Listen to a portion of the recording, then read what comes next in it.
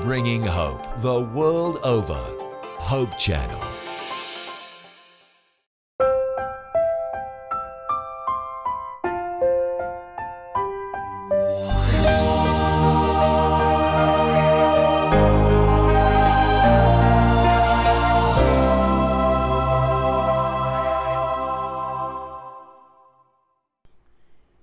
Isang mainit na pagbati pong muli ang aming ipinapaabot sa inyo, mga minamahal po namin mga kaibigan at mga sumusubaybay dito sa programang Ang Oras ng Pag-aaral. Sana po ay sa ating gagawin talakayan ngayon ay kasihan tayo ng Banal na Espiritu at tayo ay tumanggap na masaganang pagpapala po mula sa Kanya.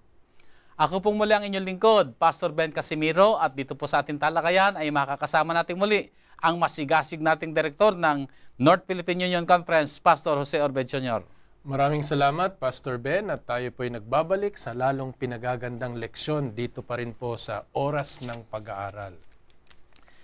Ang ating pong nakaraang pag-aaral, mga minamahal na mga kapatid, mga kaibigan, ay tumalakay sa may kinalaman sa paksang pagkakaisa, ang bigkis ng revival. Ngayon po ay nasa ikawalong leksyon na po tayo, at ang ating pong paksa ngayon, pagkaalam ang pananggalang ng revival. Sa ating pong pag-aaral na ito ay ating pong malalaman ang kaibahan ng mga elemento ng tunay at tuwad na revival. At hindi maunawaan ang tunay na revival, mga kaibigan, ay maglalayo sa atin sa formalisismo, sa panatisismo, at sa halip ay akayin tayo sa maibiging pagsunod sa salita ng Diyos at sa Kanyang mga kautusan. Bago tayo magpatuloy, mga kaibigan, tayo muna po ay dumako sa ating pananalangin. Tayo pong lahat ay manalangin. Dakilang Diyos na naghihiwalay sa kasalanan at sa kabutihan, kumikilala ng kabanalan at ng katwiran. Dinadala po namin ang aming mga puso at kaisipan sa inyo. Turuan mo kami, Panginoon, upang malayo kami sa kapahamakan at lumakad kami sa iyong liwanag. Maghari ka sa aming mga kaisipan at puso sa pangalan ng aming Panginoong Yesus. Amen. Amen. Pastor, sa ating pong leksyon ay binabanggit ang may kinalaman sa pagkaalam ang pananggalang ng revival. Marahil ay bago tayo magpatuloy ay atin munang pag-aralan munang mabuti. Ano ba itong pagkaalam o discernment na binabanggit dito? Tama yun, Pastor, sapagkat baka ang inaakala ng ating mga taga-subaybay ay yung pagkakaalam na nagdadala sa katalinuhan, no? At karunungan. Malayo po ito doon sa ganong paggamit o pagkilala. Ang kaalamang ito ay nagmumula sa banal na espiritu, sapagkat sa pasimula pa lang nitong ating tema ng Revival and Reformation, nakatutok na tayo mismo doon sa ministeryo ng banal na espiritu. Kaya hindi ito, Pastor, yung kaalaman na nagdadala sa iyo sa tugatog ng top 10, no? Nang kumuha ng board exam o kaya nagtapos ng bar exam, no? Hindi ito yung ganong kaalaman. Hindi rin ito yung kaalaman na tumatanaw, no? Na higit pa doon sa nakikita ng pangkaraniwang mata o tinatawag nilang mga third eye o kaya anumang psychology yan, ano? Hindi ganon, Pastor. Kundi ito yung bumubukal sa banal na espiritu, ipinagkakaloob sa mga tumatanggap sa banal na espiritu. Pansinin mo, Pastor, ang sabi sa 1 Corinto Kapitulo 2, ang talata ay 13 hanggang 14. Ganito po ang sabi, na ang mga bagay na ito ay atin namang sinasalita, hindi sa mga salitang itinuturo ng karunungan ng tao, kundi sa itinuturo ng Espiritu, na iniwawangis natin ang mga bagay na ayon sa Espiritu sa mga pananalitang ayon sa Espiritu. Ngunit ang taong ayon sa laman ay hindi tumatanggap ng mga bagay ng Espiritu ng Diyos, sapagkat ang mga ito ay kamangmangan sa Kanya at hindi niya nauunawaan, sapagkat ang mga yaon ay sinisiyasat ayon sa Espiritu. So maliwanag, Pastor. Itong kaalaman na ito, ang nagbubunsod nito ay ang banal na Espiritu. Hindi ito maunawaan ng taong nabubuhay lamang sa laman. Ang nagpapaaninaw nito ay ang banal na Espiritu. Ibig sabihin ay maunawaan lamang natin ang mga bagay na may kinalaman sa spiritual sa pamamagitan ng Espiritu. At yung mga sa laman ay di sa laman, o sa sanlibutan. So iba ang kanilang pagkaunawa, iba ang Tama kanilang yun, pagkaalam. Maring pareho silang nakapakinig, pero doon sa kinakasihan ng banal na Espiritu, nakikita niya ang liwanag at nagdadala sa kanya sa kaligtasan. Sa malinsabi, dito sa ating pag-aaral, itong pagkaalam na tinutukoy ay yung maunawaan mo ang kaibahan ng tama at ng mali. Tama yun, Pastor. Ng tunay na revival at saka ng bulaang revival. Yan. Tama yan. So yan ang direksyon ng ating pag-aaral ngayon, Pastor. Kasi pareho kayong maaring nagbabasa ng Biblia, pero yung kinakasihan ng banal na Espiritu, nakikita niya kung saan siya dinadala ng banal na Espiritu. Pero yung walang kasi ng banal na Espiritu, maaring mabasa niyang maayos.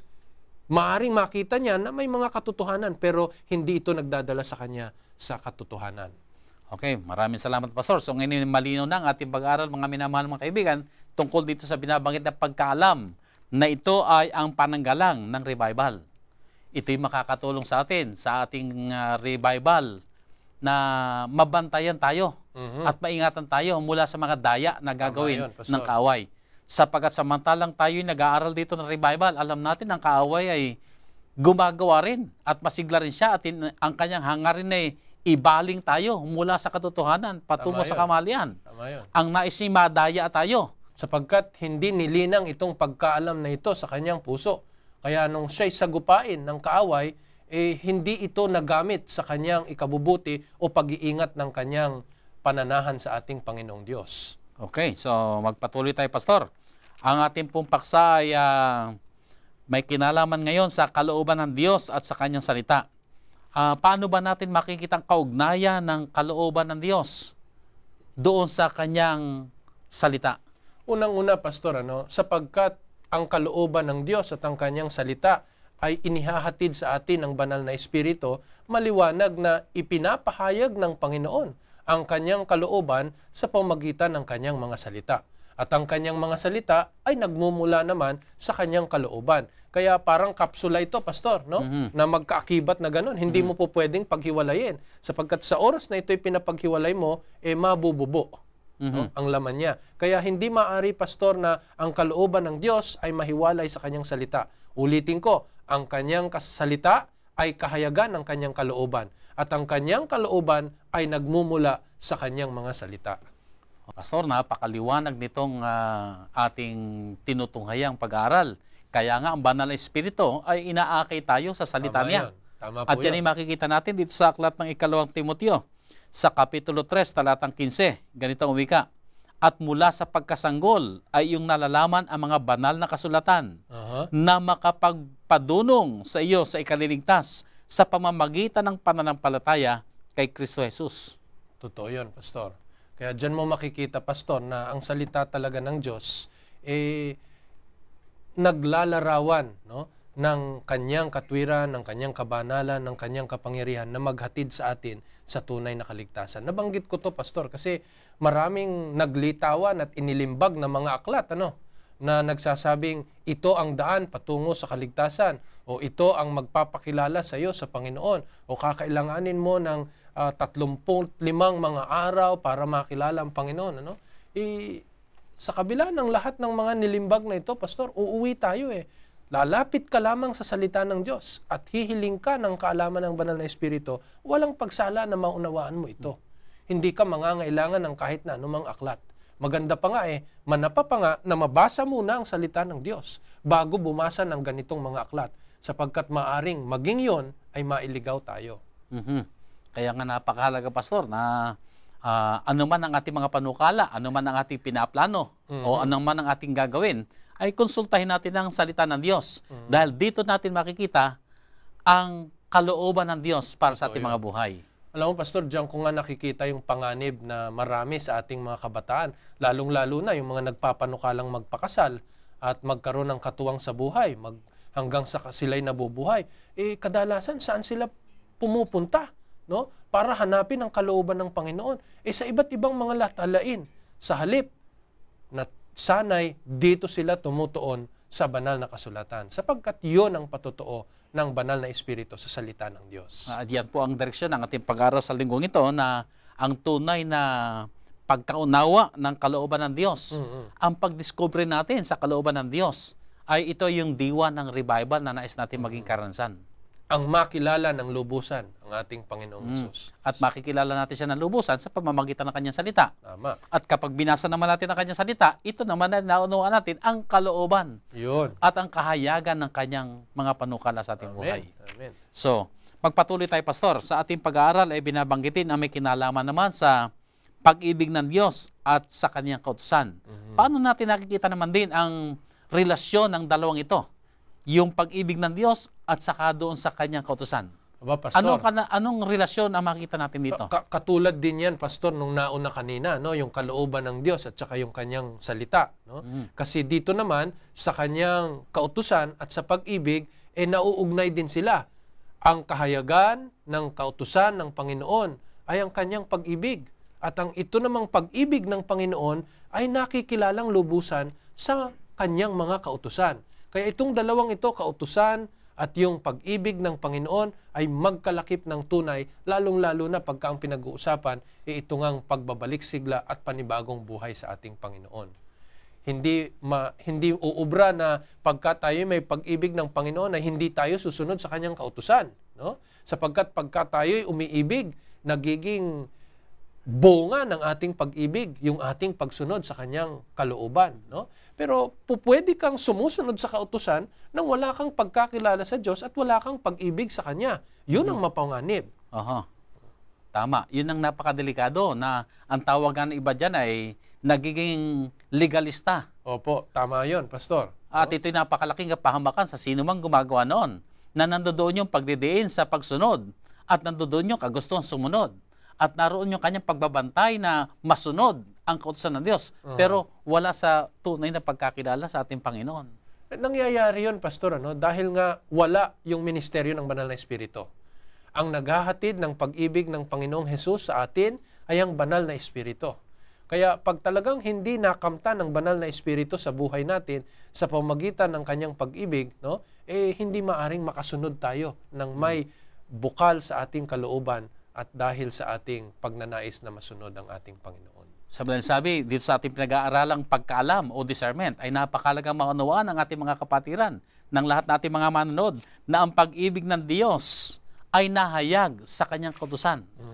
At ang kautusan naman ng Diyos ay alam natin na dito natin makikita ang pag-ibig ng Diyos. Alam mo, Pastor, kung isa-isa nga natin talaga, pag binasa mo ang 10 utos ng Diyos, puro pag-ibig ang makikita natin dito Puro pag-ibig. O yung unang 4, paano natin iibigin ang Diyos? Tama. Yung huling 6 na mga kautusan, paano natin iibigin ang ating kapwa?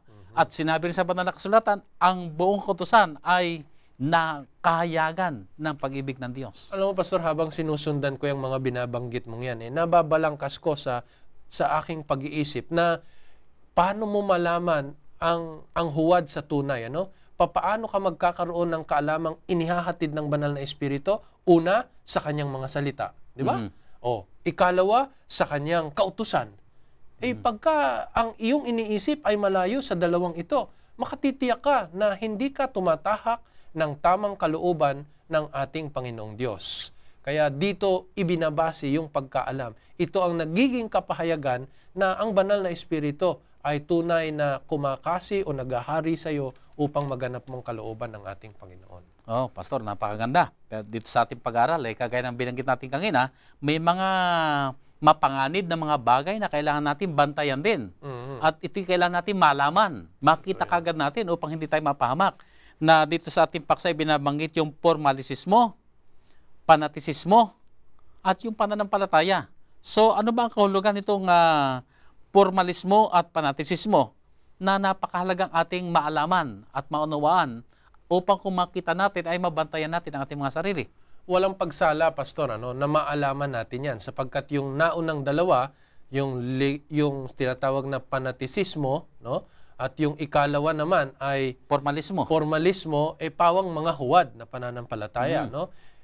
Hindi ito base sa tunay na pagkaalam na iginagawad ng Banal na Espiritu. Unang-una, yung panatisismo, sabi diyan, para kang may sasakyan na walang preno. At yun namang tinatawag na formalismo, yun namang walang buhay. Walang lakas. Walang lakas, na pananampalataya. Sa dalawang pagkakataong ito, malayong-malayo ito sa tinutukoy na dapat na pananampalatayang nakasabay o kaakibat ng tunay na revival. Pastor, para lalo siguro manuwa ng ating mga manonood, itong ating tinatalakay, itong formalismo ay para baga ito yung makakaliwa. At ito namang panatisismo ay makakanan. Pero kailangan natin, naroon tayo sa gitna eh. Kasi itong parehong makakaliwa at makakanang ito, ay maaari tayo mapahamak.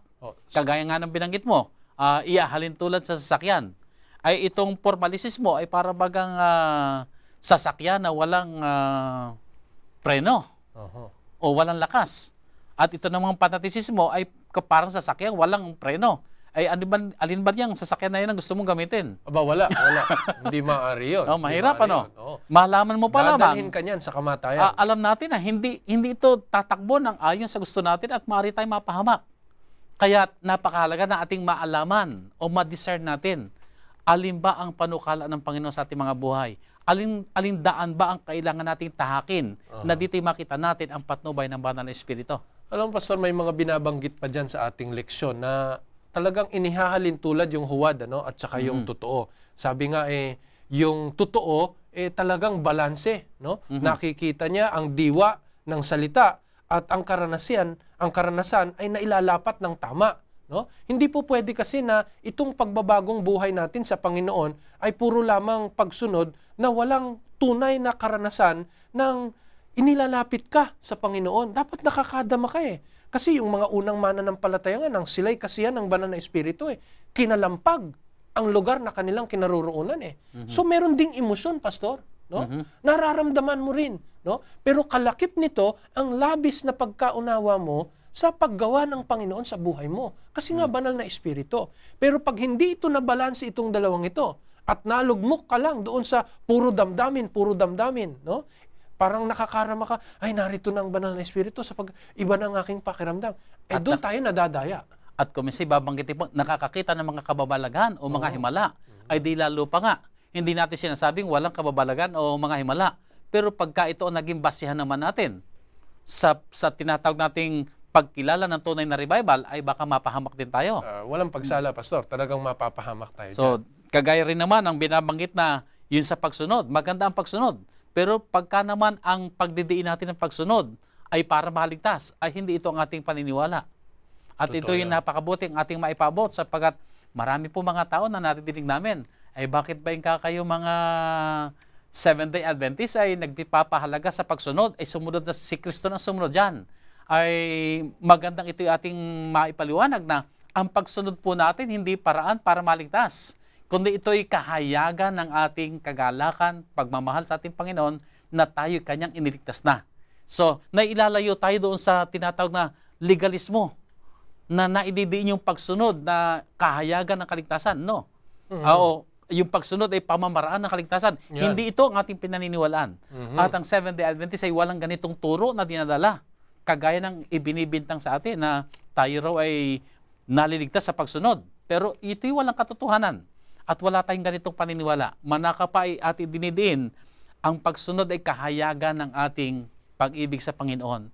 At yayamang tayo merong relasyon sa ating Panginoon, ang banal na Espiritu rin ang nag-uudyok sa atin na tayo ay sumunod sa Kanya. Kaya, Pastor, ididiin din natin, nangyayari itong ganitong panatisismo o kaya itong legalismo at iba pang mga uri ng hindi balanse, no? na pakikipag-ugnayan o pananampalataya sa Diyos sapagkat tumatayo tayo sa sarili nating kaalaman. Yun ang malungkot dun Hindi tayo nalalakip sa Panginoon. Dapat sana'y niyayapos nating mahigpit katulad ni Haring David sa kanyang mga akda sa awit. Ito ang nagdudulot sa kanya ng unang-una ng kapanatagan ng kalooban, ng kadalisayan ng kanyang kalooban, ng kalakasan ng kanyang kalooban, at nagpapasigla sa panibagong pag-asa. Pagka niyayakap niyang mahigpit ang salita ng Diyos, makikita mo, hindi siya ipapanig sa isa lamang, sa kaliwa o sa kanan. Makikita talagang balanse ang kanyang pananaw sa paggawa ng Panginoon. Kasi ang gusto talaga ng kaaway, kaunting kaunting bigat lang sa kaliwa, talagang doon tayo mahihilig sa kaliwa. At kaunting bigat sa kanan, mahihilig tayo sa kanan. Kaya napakaganda, Pastor, ito ang ating pag-aaral na tayo ay magkaroon ng tinatawag na spiritual na pagkaalam. Sapagkat ito ang ating kailangan upang kung magkagayon, hindi tayo mapakaliwa o mapakanan, o kung sa pag-uusap natin sa revival ay hindi tayo mapamali ng revival. By the way, pinag-uusapan natin ngayon ang tungkol sa maling revival. Ay sa ating pag-aaral ay mayroong binabanggit kasing maling revival at saka yung tunay na revival. Ano ba ang pagkakaiba nito, Pastor? At paano natin makikita itong mga ito? Yung mali o huwad, no, na revival, Pastor, nagbibigay ng diin o di kaya bumabatay doon sa mga nagaganap na kababalaghan. Pero yung tunay at nagmumula sa ministeryo ng Banal na Espiritu, nakatuon doon sa paglilingkod. Kaya pagka ito ay nakita mong nagsabay, yung mga nag-iisip na mayroong naganap doon sa panahon na nakakita sila ng kababalaghan, hindi magtatagal, maglalaho. Kasi paano kung walang kababalaghan? Ay di wala. No? Pero doon sa talagang inihatid ng Banal na Espiritu na tinutukoy na pagkaalam na nagpupunta sa revival and reformation, nakabatay doon sa paglilingkod.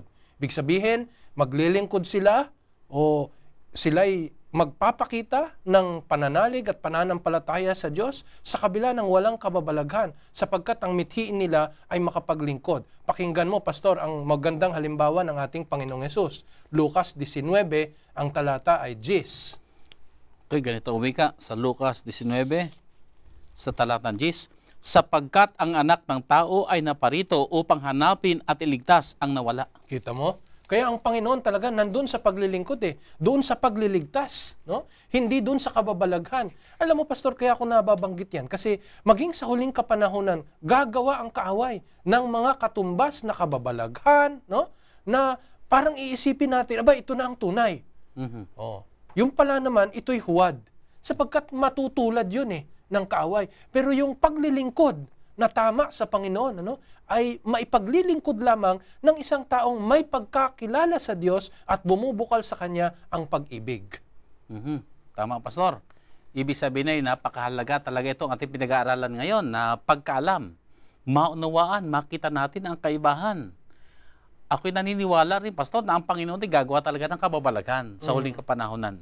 Magpapakita siya ng mga himala. Pero ito rin ang gagamitin kasi ng kaaway upang tayo dayain. Kaya napakahalaga na magkaroon tayo ng pagkaalam at makita natin alin ang kalooban ng Diyos at alin ang hindi niya kalooban. Alin ang tunay na revival at alin yung huwad na revival. At kagaya nga ng binanggit mo, ay hindi tayo magtutuon ng pansin o magbibigay ng mabigat na pansin doon sa mga kababalaghan, kundi sa salita ng Diyos. Uubra rin, Pastor, di ba, yung pagkatapos na ikaw ay maglingkod, no? Pagkatapos na maipaglingkod mo ang salita ng Diyos, ang kanyang pananampalataya, ay magkakaroon ito ng karugtong na himala. Wala kang suliranin, no? Pero yung mauna ang himala para ikay makapaglingkod o di kaya para magkaroon ka ng karanasan ng revival, yun ang mapanganib. Tingnan mo, Pastor, doon sa karanasan ng tatlong magkakaibigan. Kung naalala mo, yung kaibigan ni Daniel, nang sila'y himuki na yumukod, no? Sa malaking ribulto na ginawa, no, ng hari, ang kanilang pahayag sa hari hindi kami yuyukod dyan. No? Iligtas man kami o hindi sa apoy, kami maglilingkod. Paglilingkuran namin ng Diyos ng tapat. Kaya kita mo, nung sila'y itapon sa horno, no, pagkatapos na sila'y magtapat sa Panginoon, gumawa ang Panginoon ng himala. Nagkaroon ng himala. Yan. Kaya hindi po pwedeng himala lang. Maganda ito'y nagbubunga ng himala, no? Pero hindi ito ang pagdidiin ng tunay na revival. Hindi ito ang pangunahin. Yan. Ang pangunahin ay yung salita ng Diyos. Tama yun. Kaya napakahalaga, mga kaibigan, na ating pong maunawaan ito mabuti upang kung magkagayon, ay hindi tayo malinlang ng kaaway. Dahil alam naman po natin, ang gawain ni Satanas ay mandaya. At maaari niyang dayain na tayo ay sabihin natin para bagang nasa revival na, pero huwag po natin panghuwakan ng mga kababalaghan o mga himala. Manaka pa ay hayaan po natin ito maging resulta na lamang ng mga paggawa ng Diyos sa ating mga buhay.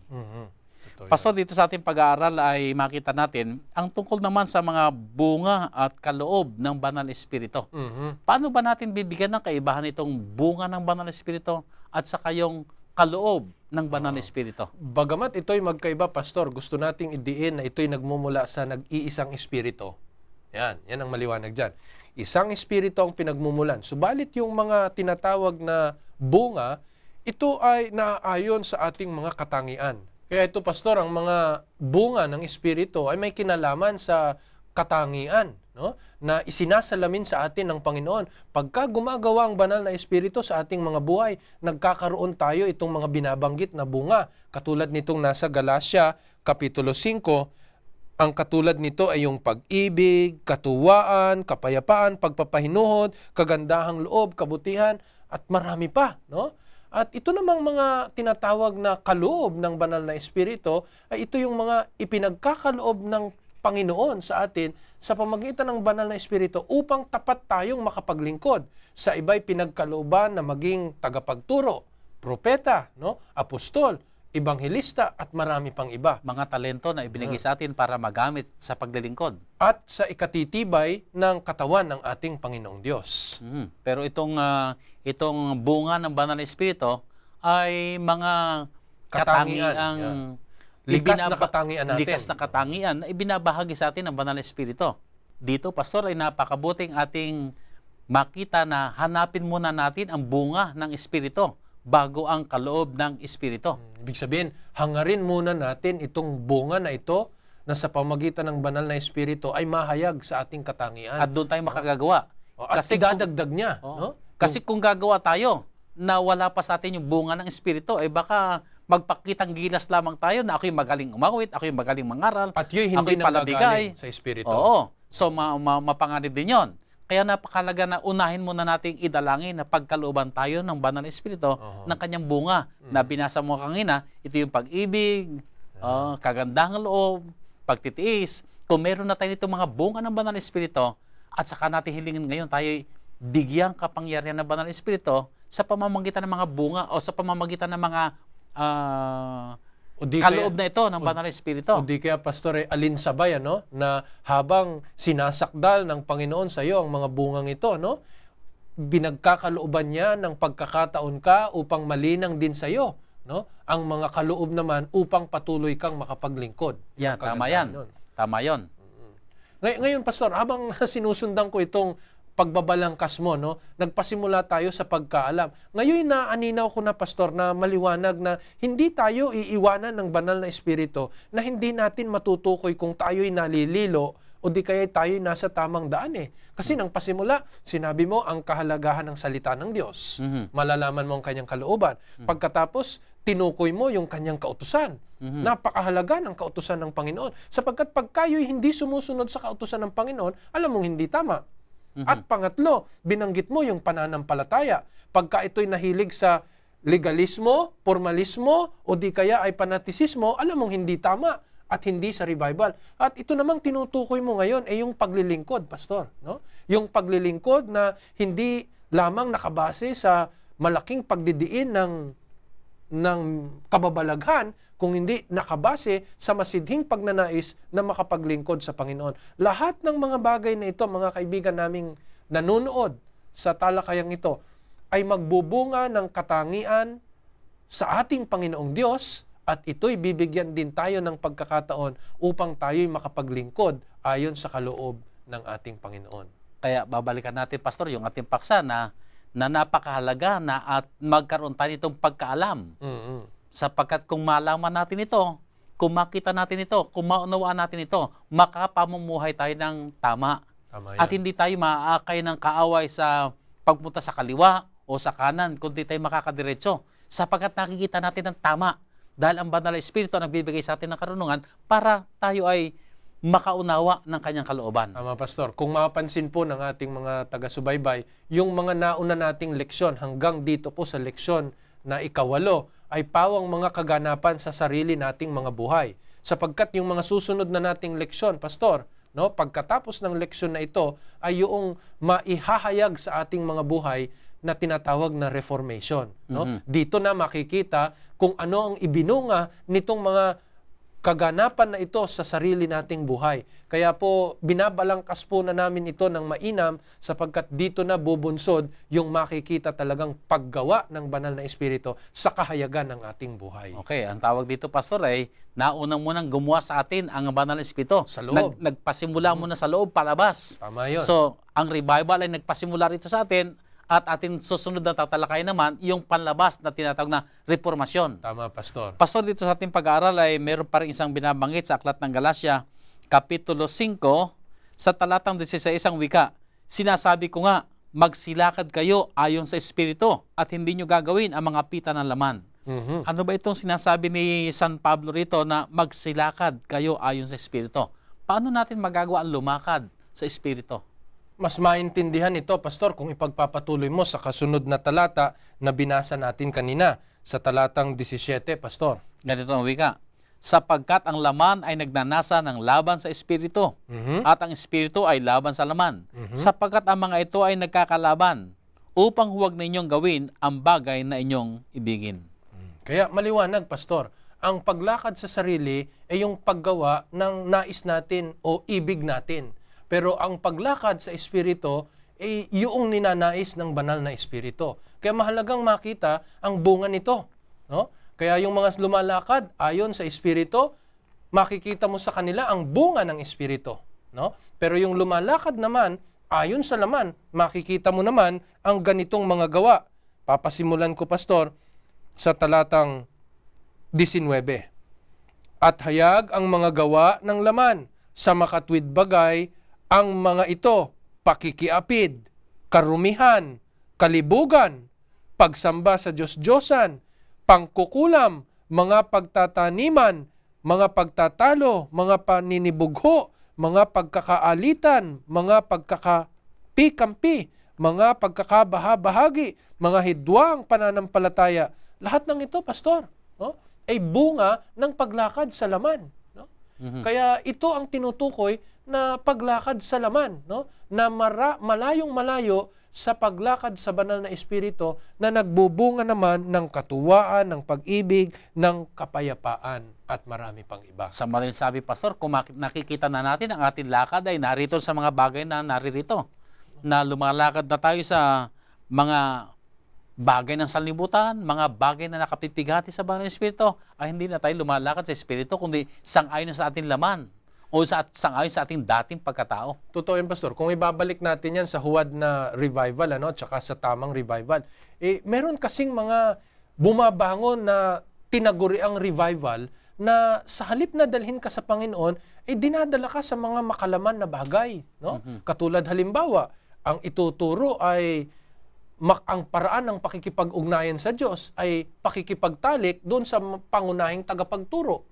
Abay, alam mong hindi kalooban yun ng Panginoon. No? Kahit na ito pa'y nagbubunsod ng akala mo'y tunay na tunay, ano? Pero maraming nalililo pa rin sa kabila ng lahat ng yan, Pastor. Kaya mahalaga po na maalaman natin ang bunga ng Espiritu upang mailihis po tayo sa ganito. Kasi posible rin na ang sasabihing revival ay paraan lang pala ng pagpaparami ng pananalapi. No?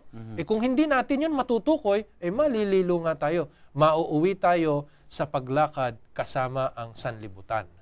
Sa makatwid, Pastor, kung wala ang patnubay ng banal na Espiritu at ang pagkaalam na ating pinag-aaralan, ay mapapahamak nga tayo. Tama, Pastor. Tama po yan. At yan ang naging lundo ng ating mga pinag-aralan kanina pa. Magmula sa salita ng Diyos, hanggang doon sa kanyang kautusan, hanggang doon sa pananampalataya, paglilingkod, mga kaloob, no? Lahat ng yun ay tumutukoy na talagang pinapatnubayan tayo ng banal na Espiritu. Kasi alam nyo talagang mapanganib, Pastor, sa dakong huli. Mayroon pang magsasabi na ang aming itinuturo ay talagang sa Panginoon, Christ-centered, no? Pero nakikita mo na doon lamang tumitigil sa pananampalataya at hindi itinuturo na bunga ng pananampalataya ang pagsunod at paggawa. Sasabayan ito ng mga mapang-akit na pamamaraan ng pag-awit o di kaya mga damdamin na dadalhin ka sa kalagayang parang akala mo'y nalutang ka, no? At magkakaroon ka ng damdamin na marami kayong nagkakaroon ng ganitong karanasan. Abay, mapanganib pa rin yun. Tatandaan natin, sa huling kapanahon na ng sabi ng Mateo at ilang pang akta, sa karanasan ng ating Panginoong Hesukristo, tatawag sila sa pangalan ng Panginoon. Pero ang isasagot ng Panginoon sa kanila ay, hindi ko kayo nakikilala.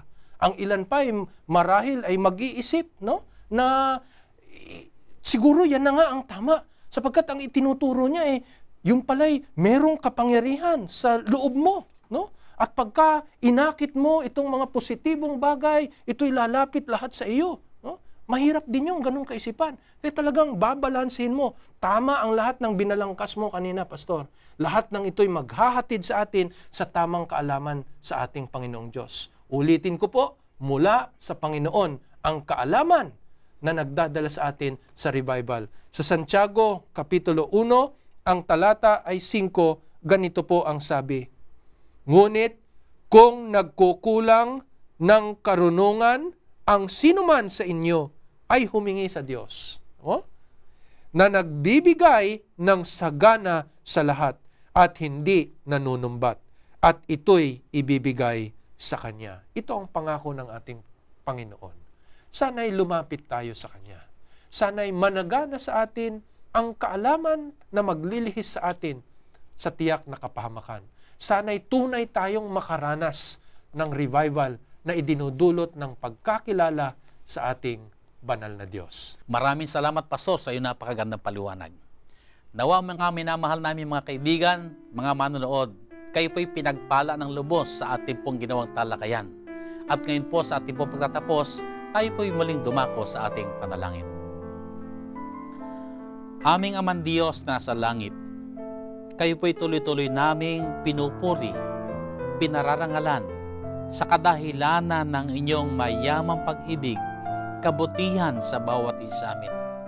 Pinapasalamatan din namin kayo, Ama, sa pagsusugo sa amin ng inyong banal na Espiritu, na siya po ang siyang gumagabay sa aming kaisipan, nagbibigay sa amin ng pagkaunawa, karunungan, kaalaman upang kumagkagayon, maging kaganapan sa aming mga buhay ang revival na amin pong minimithi.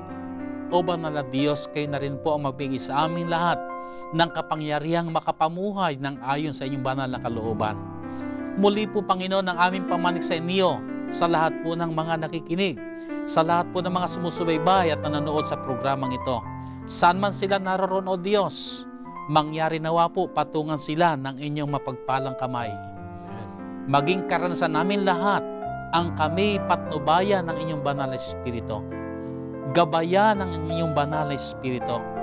Akayin kami, Panginoon, na maging karanasan namin ang bunga ng banal na Espiritu at maging karanasan din namin ang kami lahat, O Diyos, ay makapamuhay na nagbibigay lugod sa inyo. Maraming salamat po, O Diyos, na inyong tinanggap ang aming mga dalangin. Maraming salamat po, O Diyos, na ang kasaganaan ng inyong pagpapala ay amin na pong tinanggap. Alang-alang po ang lahat sa banal na pangalan ng aming Panginoong Hesus. Amen. Amen. Muli po mga minamahal namin mga taga-subaybay, maraming salamat po na minsan pa ay pinagpala tayo ng masagana ng Panginoon sa ating ginawang pag-aaral ng Kanyang banal na salita. Nawa po sa darating na linggo ay muli tayo magkasama-sama dito sa programang Oras ng Pag-aaral. Maraming salamat. God bless you all.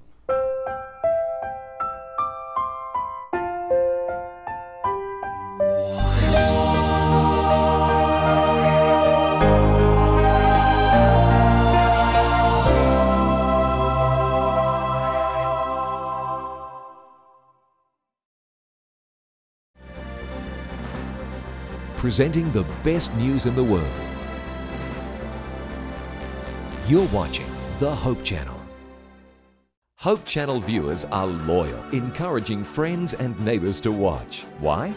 Our viewers believe that Hope Channel not only enhances living, but changes lives through its compelling lineup of programs. Documentaries take subscribers around the world and back through time, visiting places where history was made. Fascinating biographies open up the lives and times of people who made a difference. Travel programs transport the viewer around the world, demonstrating how people work together to make a better planet. inspirational programming challenges viewers to experience the joy of discovering faith values and offer spirituality as an important part of a balanced lifestyle. Health and lifestyle programs teach disease prevention and make healthy living simple and attractive. Hope Channel programs provide invaluable support for developing healthy relationships and strong communities. Welcome to donor-supported Hope Channel. You are cordially invited. Every Saturday, Seventh-day Adventists around the world meet together to worship God, and we invite you to join us in Sabbath worship. The first part of our worship service focuses on in-depth group Bible study. We call this the Sabbath School. The Divine Worship service features the Bible preaching service led by the pastor or a local elder. The entire service features prayer, enthusiastic singing, music, and fellowship. We extend a warm invitation for you to join us.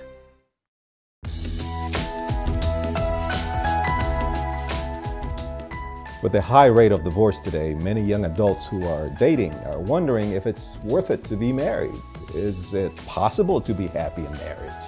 Well, one of the challenges of marriage is that oftentimes people are either too negative or too idealistic about their relationship. Marriage can be great, but because no one is perfect, there are no perfect marriages. So couples need to learn that there will be bumpy times as well as great times. And because of that, they need to realize that people will make mistakes. And so you need to learn to be forgiving, understanding, and realize that there's no perfect marriage because there are no perfect people. But if you are aware of that fact and you know that marriage is difficult, then you can prepare yourself and respond in a way that's constructive and that can build your marriage.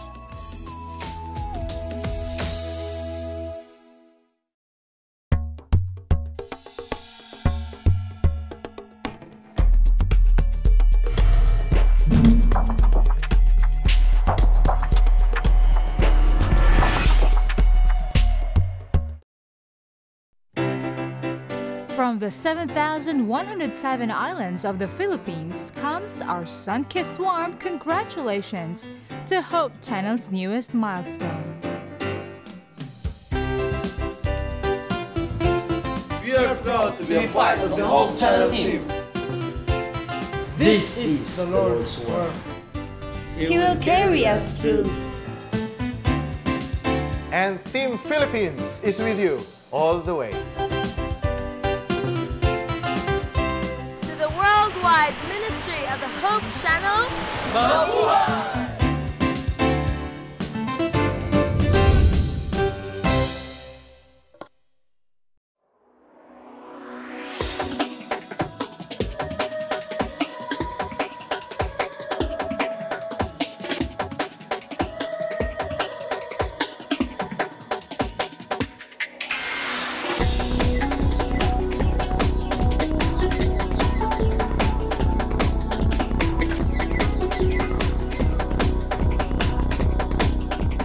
Have you ever wondered if all the money spent on television is worth it? How much impact can a television program really have? In the early 1970s, Pastor Henry Feyerabend was invited to work with the Portuguese-speaking community in Toronto, Canada. There were approximately 250,000 Portuguese-speaking people in that city, and at that time, there was no Adventist presence among them. God impressed Pastor Feyerabend to create a television program to reach this group. TV stations at that time did not focus on multicultural programming, and it was nearly impossible to get television airtime. But after much persistence, Pastor Feyerabend met a man that had purchased half an hour on television. Pastor Feyerabend pestered the man over and over again until he was finally offered 5 minutes on each program for the outrageous total of $4,000. I think he gave him that price thinking that Pastor Henry would have walked out the door and said, "This is ludicrous." Henry said, "Where's the contract? Let me sign it." Walks out of the man's office. He's got this $4,000 contract he just signed. He's got 6 members in his church. He says, "You know what, this is ludicrous, this is ridiculous, this is crazy. Where am I gonna get the money to pay for this?" He says, "I better go back and tell this guy I made a huge mistake."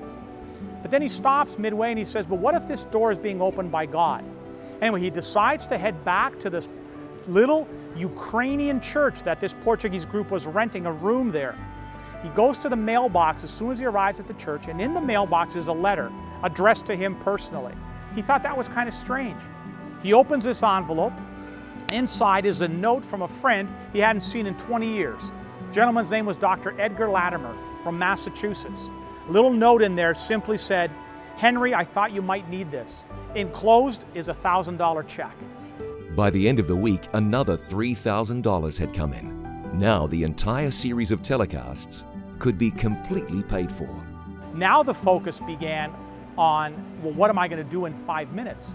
I mean, for those of you that do television, you know that 5 minutes on television, that's 140 words a minute, that's 700 words. It's not a lot of time. After much thought and consideration, Pastor Feierabend decided he would speak on the topic of prayer. Those first 5 minutes were live, and in the 700 words he spoke, he said, "Some people tell me God is dead, but I know He is alive because I just spoke to Him." That resonated with his audience. The program comes to an end. Pastor Henry says, if you're watching this program and you'd like to receive a Portuguese Bible, call the number that appears on the screen right now. And after that telecast, we got 28 requests for Bible studies. Among the 28 callers, there was a very special couple. Well, that couple was my mom and my dad. My mother and father watched that very first program that Pastor Henry put on the air. My mom and dad called for the Bible. My mom and dad accepted the offer to study the Bible. And as a result, 16 people in my family are members of the Seventh-day Adventist Church today. So, are television programs worth all the effort and investment? The answer for this family is clearly yes. Imagine if Pastor Feierabend did not listen to God's instruction to record a television program. What if the generous donors never sent in the money? This whole story would have been very different. Pastor Bill Santos' family still watch the It Is Written programs. And they watch and they see that their son is now the speaker on that program. You see, because I also speak on the Portuguese program. And so, you know, we have a tremendous opportunity with media and what the Hope Channel does and what the various television ministries do. I mean, God has given us this opportunity to penetrate into millions and millions and millions of homes. And television ministry is the means by which God is proclaiming His truth in these final days. I sincerely believe that with all my heart.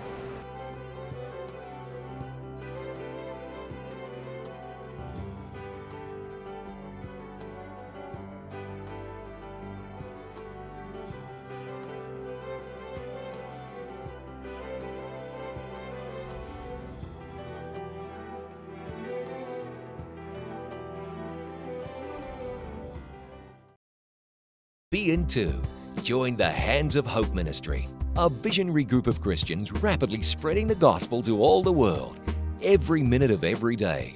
In large, crowded cities, in high-rise apartments, and in countries where missionaries lose their lives, Hope Channel is there, making a difference and changing lives.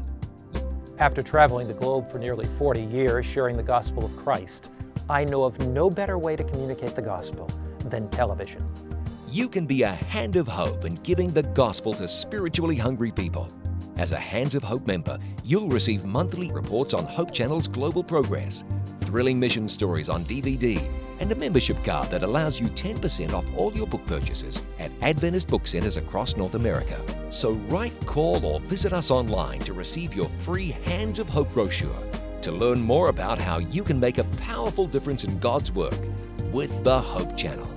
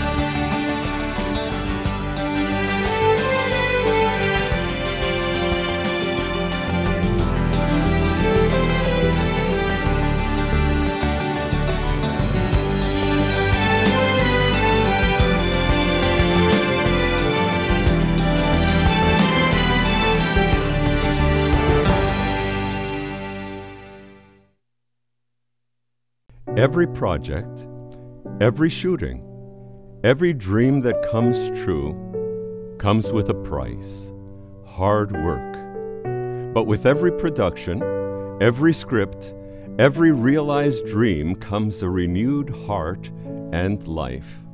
For every broadcast, every sermon, every song, there is an opportunity to reach hearts. All of these are part of the great mission of life, to plant hope. There are multitudes of people around the world, and God wants to speak to everyone individually, to touch their hearts as if there is no other one. Sometimes this is done through a computer with the living Word. Sometimes a simple pamphlet with the Word. At other times, TV, radio, sometimes the Word through a man, but always a heart in need of love. In Peru, a preacher called out to a man from among the congregation.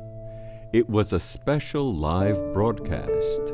Amazingly, it was a man hired to operate one of the cameras on this TV production. We needed his services, but God wanted his heart. A cameraman who had made no commitment to the Lord, but the power of the Word penetrated his heart and mind, and he accepted Jesus. Guillermo, deja tu cámara ahí donde estás. Hoy es una noche de gloria para ti. Guillermo left his post at the camera and came to the front of the church. Te bautizo en el nombre del Padre, del Hijo y del Espíritu Santo. Amén. Guillermo Eduardo abandoned his secular life and was born to a new era. Guillermo, in his media production, was only building the ark. But now this ark became his avenue of salvation. Just as Christ revealed himself in the Jordan as the Son of God, so it was that he revealed himself in the life of Guillermo. God desires to plant his seeds of hope in homes and in churches through the use of satellite media. And Jesus says, "What I tell you in the dark, speak in the daylight. What is whispered in your ear, proclaim from the roofs." This message of hope encourages us to shout from the rooftops through satellite dishes and antennas that Jesus is our hope for salvation.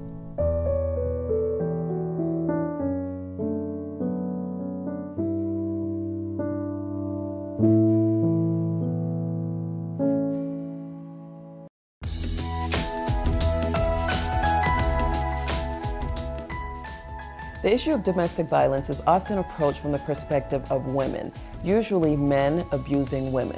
But I wonder, Willie, are there cases of men being abused by women? Indeed, about 25% of the reported cases of abuse, it's of men being abused by women. Of course, the larger portion is women being abused, 75%. And every time it happens, it's a serious matter, and we need to take it seriously. If people tell us they're being abused, we need to believe them. Absolutely. Whether it's a man or a woman, we need to get them help immediately. Let them understand that it's not God's will for anyone to be abused. We can direct them to a local center or the domestic violence hotline of your area or national or international centers. Please get help if you feel that you are a victim of domestic violence.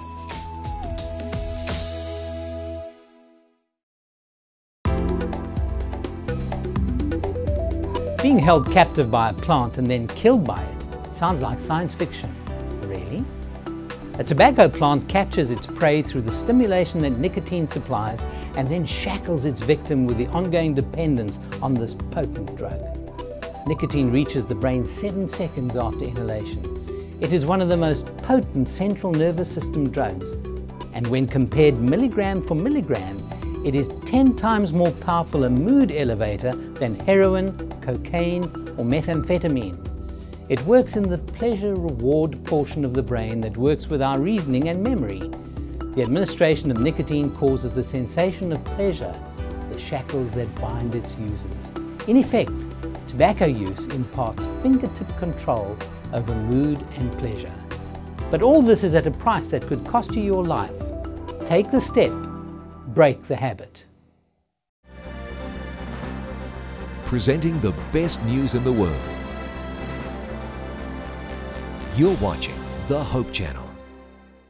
Hope Channel viewers are loyal, encouraging friends and neighbors to watch. Why? Our viewers believe that Hope Channel not only enhances living, but changes lives through its compelling lineup of programs. Documentaries take subscribers around the world and back through time, visiting places where history was made.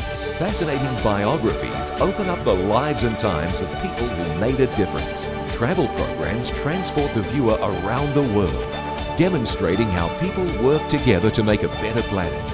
Inspirational programming challenges viewers to experience the joy of discovering faith values and offer spirituality as an important part of a balanced lifestyle. Health and lifestyle programs teach disease prevention and make healthy living simple and attractive. Hope Channel programs provide invaluable support for developing healthy relationships and strong communities. Welcome to donor-supported Hope Channel.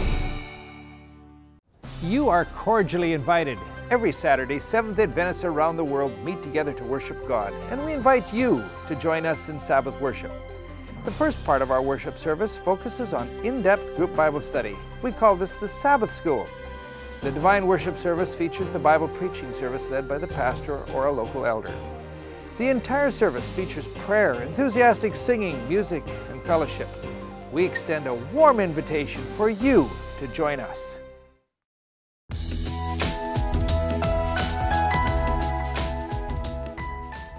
The issue of domestic violence is often approached from the perspective of women, usually men abusing women. But I wonder, Willie, are there cases of men being abused by women? Indeed, about 25% of the reported cases of abuse, it's of men being abused by women. Of course, the larger portion is women being abused, 75%. And every time it happens, it's a serious matter, and we need to take it seriously. If people tell us they're being abused, we need to believe them. Absolutely. Whether it's a man or a woman, we need to get them help immediately. Let them understand that it's not God's will for anyone to be abused. We can direct them to a local center or the domestic violence hotline of your area or national or international centers. Please get help if you feel that you are a victim of domestic violence.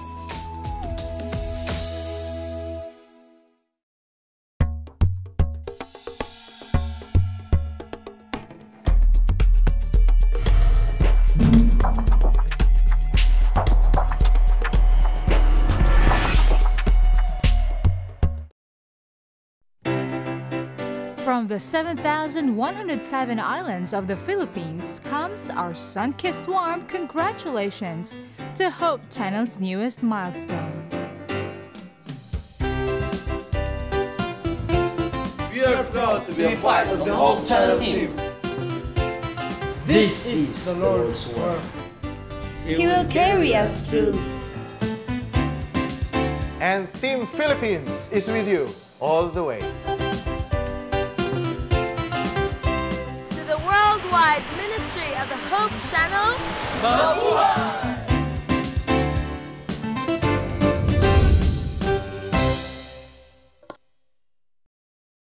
Be in too. Join the Hands of Hope Ministry, a visionary group of Christians rapidly spreading the gospel to all the world, every minute of every day, in large crowded cities, in high-rise apartments, and in countries where missionaries lose their lives.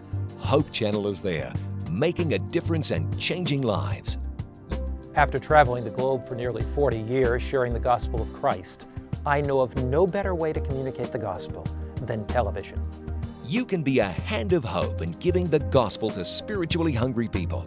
As a Hands of Hope member, you'll receive monthly reports on Hope Channel's global progress, thrilling mission stories on DVD, and a membership card that allows you 10% off all your book purchases at Adventist book centers across North America.